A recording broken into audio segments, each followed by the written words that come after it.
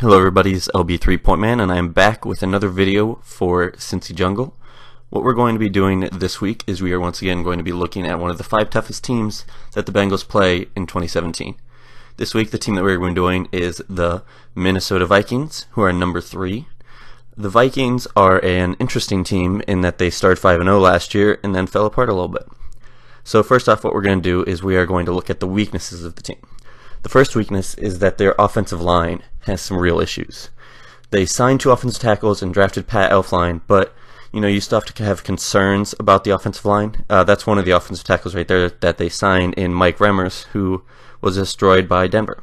And then in this play, what you're going to see is you're going to see Sam Bradford get absolutely destroyed almost immediately.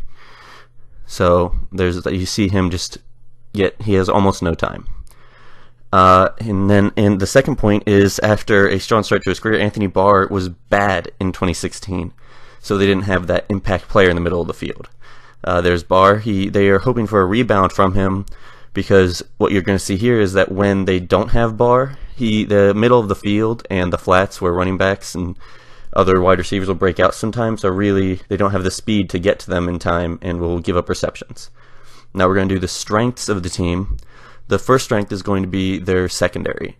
They have Terrence Newman from the Bengals, who's the second oldest non-special teamer in the NFL, but still really good, and Xavier Rhodes, who is one of the a very talented young corner who just got a big money extension this offseason.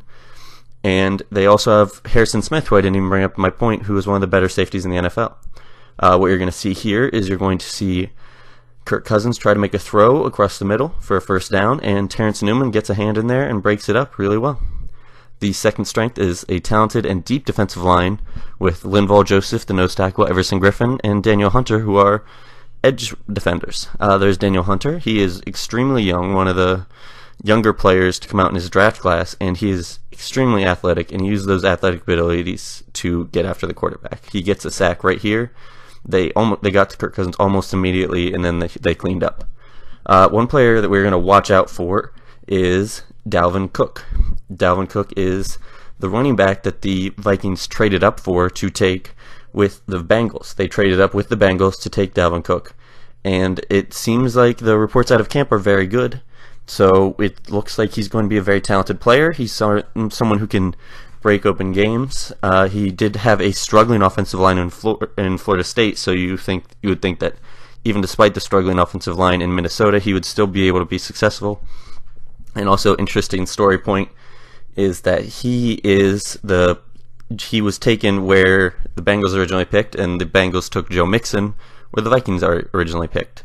So that will be an interesting matchup and will be very fun to watch.